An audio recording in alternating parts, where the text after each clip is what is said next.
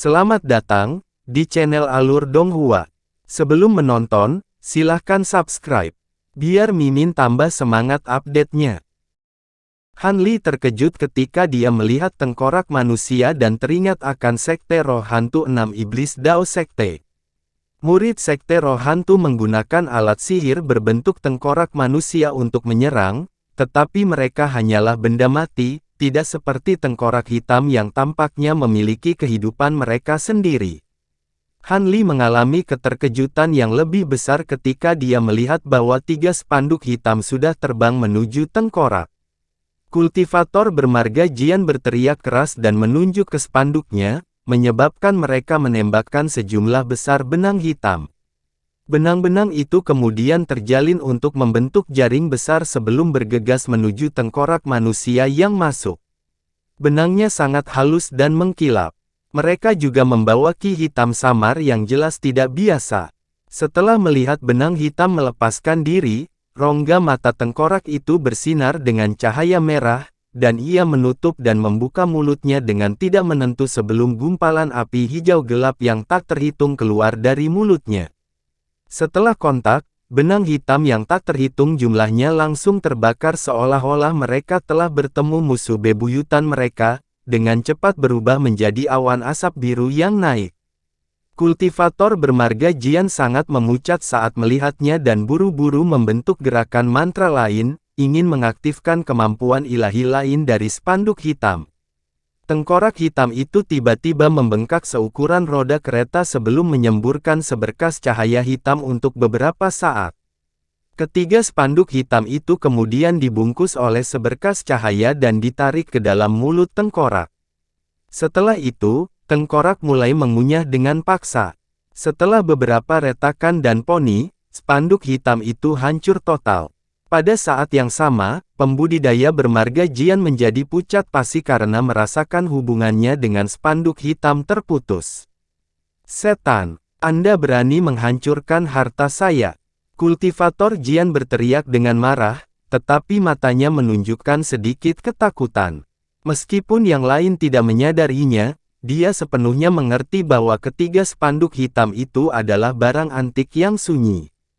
Itu sebelumnya telah berurusan dengan banyak lawan yang tangguh, tetapi sekarang, itu tiba-tiba menemui ajalnya di mulut tengkorak yang aneh. Pada saat yang sama, petir menggelegar Hu Yue ditarik ke mulut tengkorak lainnya dan menjadi tidak efektif sama sekali. Hu Yue dan pembudidaya Jian saling melirik satu sama lain dan tidak bisa menahan keinginan untuk mundur. Ini juga membuat Han Li tercengang, dan dia sekarang menyadari mengapa orang eksentrik berani melawan sekelompok pembudidaya. Dia memiliki banyak hal untuk diandalkan. Dia tidak hanya memiliki banyak harta sihir, tetapi masing-masing dari mereka memiliki kemampuan yang luar biasa. Tampaknya jika dia tidak meminjamkan bantuan apapun kepada mereka, mereka akan menderita kekalahan besar dan terpaksa mundur. Han Li tidak menginginkan kejadian itu karena dia telah menghabiskan beberapa bulan upaya untuk menghancurkan formasi besar ini. Dia tidak mau membiarkan orang luar ini merusak usahanya sekarang karena dia berada di ambang kesuksesan. Selain itu, meskipun Han Li tidak ingin mengambil risiko membuat tampilan yang canggung, dia ingin menguji kekuatan kumbang pemakan emas dan melihat apakah mereka pantas mendapatkan peringkat dalam daftar serangga eksotis atau tidak. Karena eksentrik di hadapannya adalah seorang kultivator formasi inti yang tidak biasa, ia tampaknya menjadi subjek tes yang ideal. Dengan pemikiran itu, Han Li melirik keributan lagi. Hu Yue dan yang lainnya dengan bingung terbang di langit, membombardir 2 tengkorak yang mengejar mereka dengan teknik sihir tingkat rendah. Mereka mengerti dengan jelas bahwa harta sihir biasa tidak akan berpengaruh pada benda-benda iblis itu dan hanya bisa menghentikan serangan mereka untuk saat ini. Adapun segel blok putih besar milik Jin King, itu tidak menunjukkan dirinya sangat kuat. Itu mendapati dirinya terseret ke dalam keranjang bunga setelah dililit oleh ki putih ketika dia tidak menduganya, menyebabkan wajah Jin King dipenuhi keringat. Adapun jiwa bengkok yang berada di sisinya Perisidai, mereka hanya bisa menatap, tidak mampu memberikan bantuan apapun. Setelah melihat ini, Han Li melirik eksentrik sebelum tanpa ragu mengeluarkan kantong binatang spiritual dengan satu tangan. Tindakan Han Li tampaknya telah menarik perhatian eksentrik, mungkin karena rasa spiritualnya yang kuat. Dia segera memusatkan perhatiannya pada Han Li dan mengeluarkan sesuatu dari dadanya dengan ekspresi tidak menyenangkan seolah ingin mengeluarkan harta sihir lain untuk berurusan dengan Han Li. Sebagai tanggapan, Han Li memutuskan untuk mengambil inisiatif. Dia dengan ringan melemparkan kantong binatang roh ke udara dan dengan cepat memukul kantong itu dengan segel mantra-mantra biru dari tangannya yang lain. Dengan gemetar, kantong binatang roh menyemburkan beberapa puluh bola dengan tajam menembak ke arah eksentrik dalam garis-garis cahaya. Bola-bola ini berukuran sekitar 1 kaki dan terdiri dari warna perak dan emas. Begitu eksentrik melihat mereka, dia mengungkapkan ekspresi jijik dan mengeluarkan roda dharma hitam legam, membuangnya tanpa berpikir dengan tawa dingin. Saat objek bersiul, ukurannya bertambah beberapa kali dan berputar ke arah bola yang masuk. Dengan suksesi peng, bola berubah menjadi bintik cahaya emas dan perak saat bertabrakan dengan roda, saat mereka dihancurkan. Ha, ha. Si eksentrik tertawa terbahak-bahak dan menunjuk ke arah Han Li, memerintahkannya untuk mengiris ke arahnya. Tetapi pada saat itu, ledakan dengungan muncul, tumbuh semakin keras. Dalam sekejap, suara itu menjadi menusuk telinga, menyebabkan semua orang melihat ke arah suara dengan takjub. Si eksentrik juga menggantikan tawa gilanya dengan kebingungan. Potongan-potongan dari bola telah menjadi hidup dan berubah menjadi beberapa ribu kumbang emas perak seukuran ibu jari, tersebar padat di dekat roda. Dengungan tajam yang dihasilkan dari kepakan sayap mereka telah mengilhami ketakutan besar. Han Li tidak memberikan eksentrik waktu untuk berpikir dan menggunakan indera spiritualnya untuk memerintahkan kumbang untuk terbang menuju roda. Dalam sekejap, harta ajaib itu telah diwarnai dengan warna emas dan perak. Kamu mencari kematian. Si eksentrik pulih dari keterkejutannya dan membentuk gerakan mantra dengan tangannya, menyebabkan rodanya melepaskan awan hitam saat berputar, berniat untuk melenyapkan serangga eksotis. Namun, adegan berikut telah membuat eksentrik tercengang. Begitu kabut hitam pekat muncul, kumbang membuka mulut mereka dan melahapnya dengan bersih, tidak meninggalkan setitik pun. Adapun putaran kecepatan tinggi roda, itu hanya berhasil membuang sebagian kecil dari kumbang pemakan emas. Mayoritas dari mereka telah menempel erat padanya dan tanpa rasa takut merobeknya sampai hancur. Han Li dalam hati bersukacita pada ekspresi terkejut eksentrik itu. Dalam sekejap mata, roda menyusut dengan kecepatan yang terlihat sampai tidak ada yang tersisa. Setelah roda dilahap dengan bersih, dengungan itu semakin keras sekali lagi. Kulit eksentrik itu sekarang telah berubah sedikit menjadi hijau. Han Li dengan belak-belakan menunjuk ke gerombolan kumbang pemakan emas dan membuat mereka berubah menjadi awan emas perak besar sebelum berbondong-bondong menuju eksentrik. Sekarang mengetahui keganasan kumbang, wajah eksentrik itu menunjukkan kepanikan dan dia dengan cepat memberi isyarat ke arah tengkorak hitam yang mengejar anggota yang basah kuyup. Dengan beberapa kedipan, mereka terbang kembali ke eksentrik dan dengan kejam memblokir bagian depannya. Akhirnya bisa terengah-engah, Hu Yue dan pembudidaya Jian menghela nafas lega dan berhenti di kejauhan, menatap pemandangan itu dengan sedikit takjub. Eksentrik tampak tidak nyaman. Dia memanggil belati pendek ke tangannya dengan kilatan cahaya. Setelah beberapa saat, dia menebas dengan ekspresi galak, memotong 2 jarinya lagi. Kedua tengkorak itu langsung terbang ke masing-masing memakan 1. Segera setelah itu, mereka mengeluarkan lolongan aneh seolah-olah mereka sangat senang. Dengan mata melebar, si eksentrik segera membuka mulutnya, menembakkan 2 cahaya hitam ke dahi tengkorak itu. Kedua tengkorak itu kemudian mengeluarkan serangkaian erangan yang menyakitkan dan mulai mengalami perubahan yang aneh. Dengan retakan yang terdengar, 2 tanduk tumbuh dari atas tengkorak, dan gigi tajam yang tajam tumbuh beberapa inci. Dan selama beberapa tarikan napas, rambut mereka berubah menjadi merah darah, benar-benar mengubah tengkorak menjadi kepala hantu. Pergi. Dengan transformasi tengkorak yang selesai, eksentrik itu menghela nafas lega dan dengan memerintahkan mereka menuju kawanan serangga. Mata kepala hantu itu bersinar dengan sinar hijau dengan patuh menyerbu ke arah kawanan serangga. Ketika kumbang pemakan emas melihat kepala hantu menembak ke arah mereka, mereka berpisah menjadi 2 kawanan di bawah komando Hanli, masing-masing terbang untuk menemui salah satu kepala hantu. Kepala hantu yang berubah itu membuka mulut mereka lebar-lebar dan memuntahkan gumpalan api hijau tua yang beberapa kali lebih tebal dari sebelumnya. Setelah tumbukan, serangkaian ledakan mendorong kawanan kumbang pemakan emas mundur sekitar 10 meter. Eksentrik mengungkapkan sedikit kegembiraan, tetapi itu hanya berlangsung sesaat. Gumpalan api yang dilepaskan ke arah kumbang emas tidak melakukan apa-apa selain mengirim beberapa kumbang berjatuhan. Si eksentrik sekarang memasang wajah tidak percaya. Gas hitam yang diludahkan oleh kepala hantunya lebih kuat dari inti api. Bagaimana mereka tidak mampu melenyapkan beberapa serangga?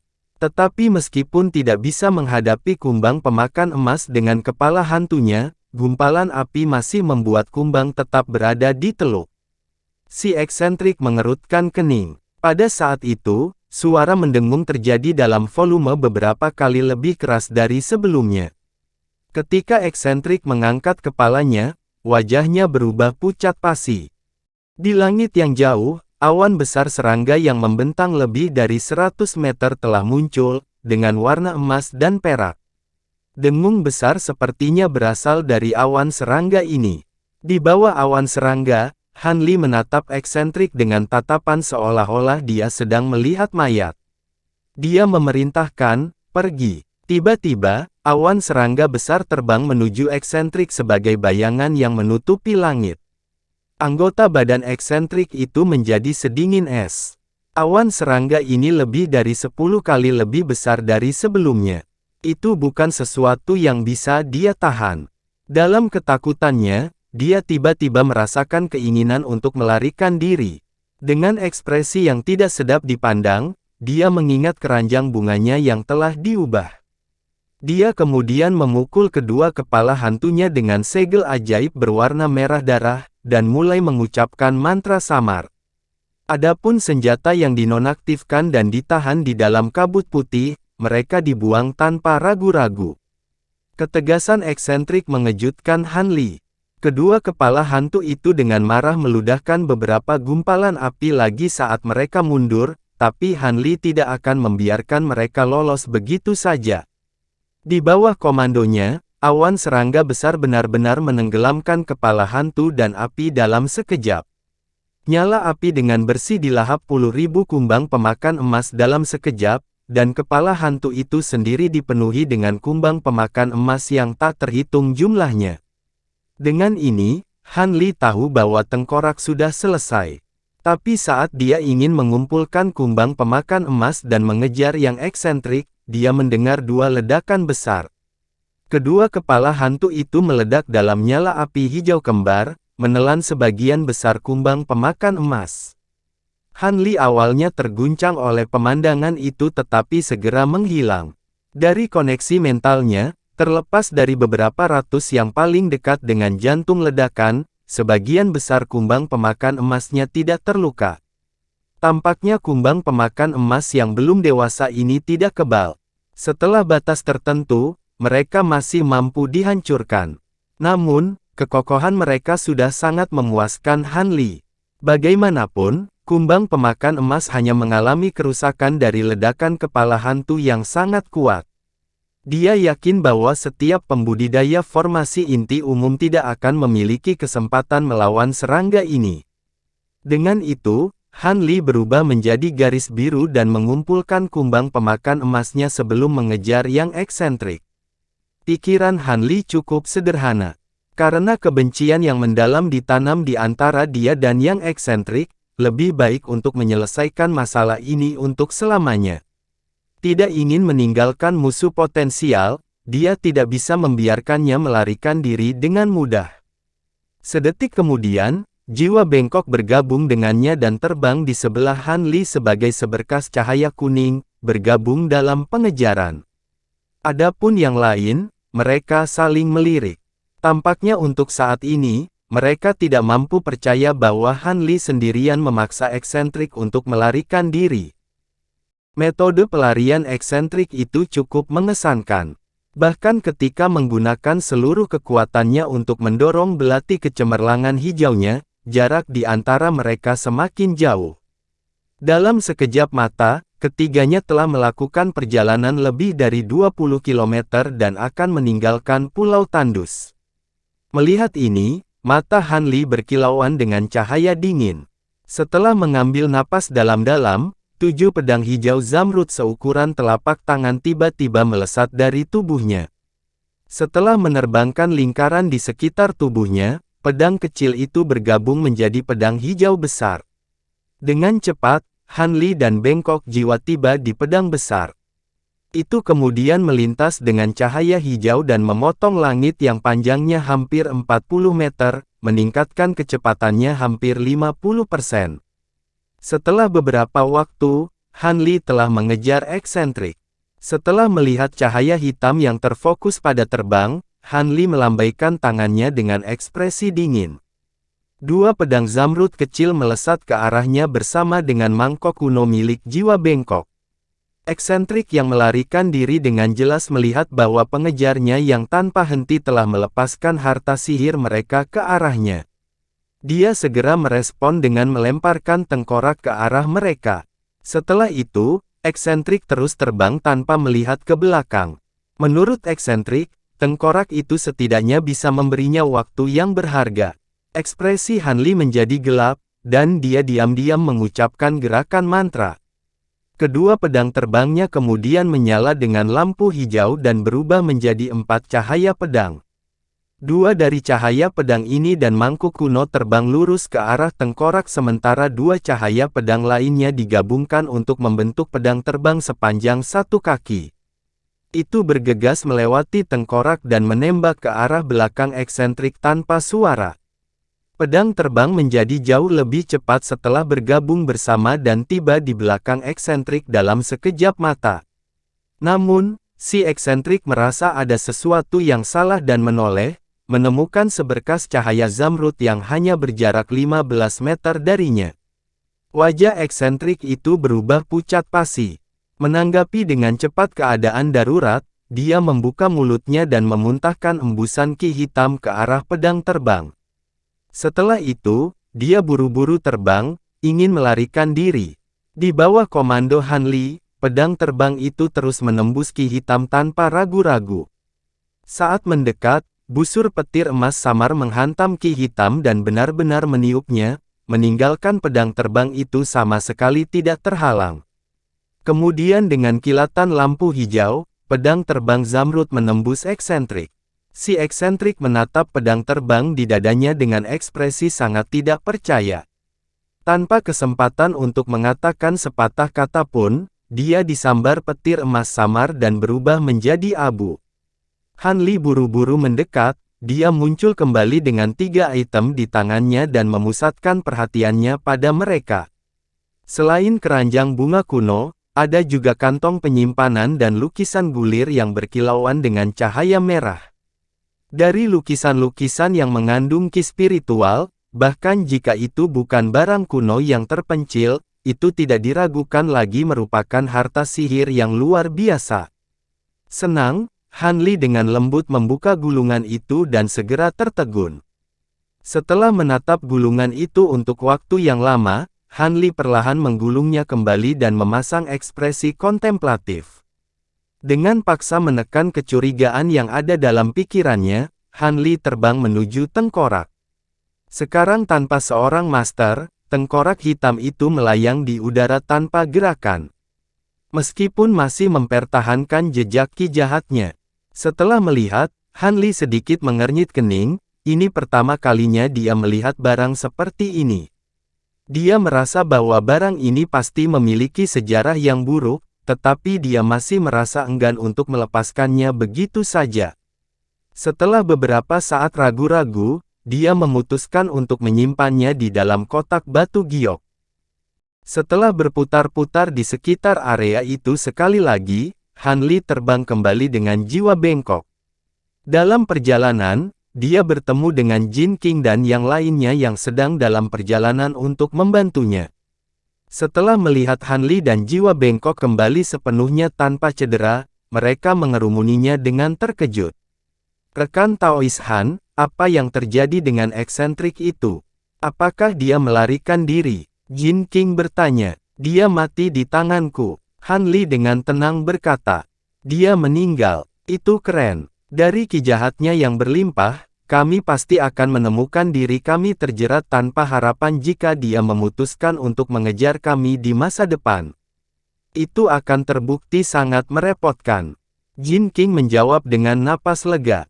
Dengan ekspresi yang sedikit berubah, Hu Yue dan pembudidaya Jian di dekatnya memandang Han Li dengan tatapan hormat.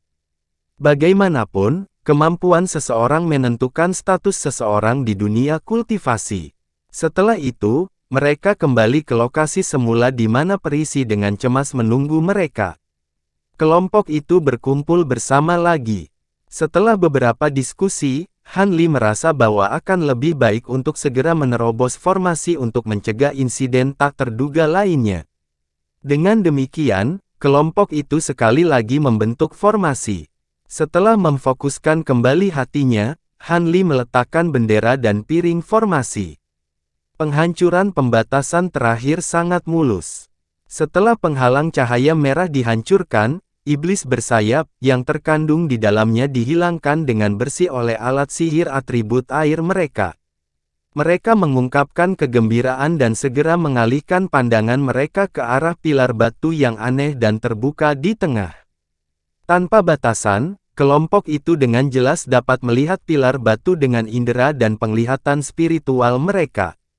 Tanda jimat pilar batu itu sangat aneh. Pilar itu ditutupi 8 skrip jimat kuno besar yang berputar di sekitarnya dari atas ke bawah bersama dengan garis-garis yang tak terhitung jumlahnya. Selain itu, pilar batu itu disematkan dengan yin yang jade yang sangat langka secara merata. Mereka sesekali berkedip. Setelah melihat ini selama beberapa waktu, mereka saling memandang dalam kebingungan dan tenggelam dalam kontemplasi, dengan getir berusaha mengingat informasi yang berhubungan. Pilar penyegel roh. Setelah beberapa saat, yang terlemah di antara mereka, Si Dai, tiba-tiba meneriakkan nama pilar batu dengan waspada. Yang lain tercengang setelah mendengar ini, tetapi mereka segera saling memandang dengan bingung. "Perisi, apakah kamu yakin? Apakah ini benar-benar pilar penyegel roh?" Hu Yue bertanya dengan ragu. "Sangat. Saya memiliki buku mantra formasi kuno yang secara khusus menyebutkan pilar penyegelan roh. Dari penampilan dan tanda jimat itu, persis seperti yang dijelaskan dalam buku. Jangan tertipu untuk mempercayainya sebagai pilar batu biasa. Itu ditempa dari lebih dari 10 bahan penyempurnaan alat yang sangat berharga. Pilar tunggal ini bernilai sekitar 6.000 batu roh." Si Dai menatap pilar ini dengan penuh semangat. Terima kasih sudah menonton, sampai jumpa di episode selanjutnya. Jangan lupa subscribe, like, dan nyalakan loncengnya. Sampai jumpa.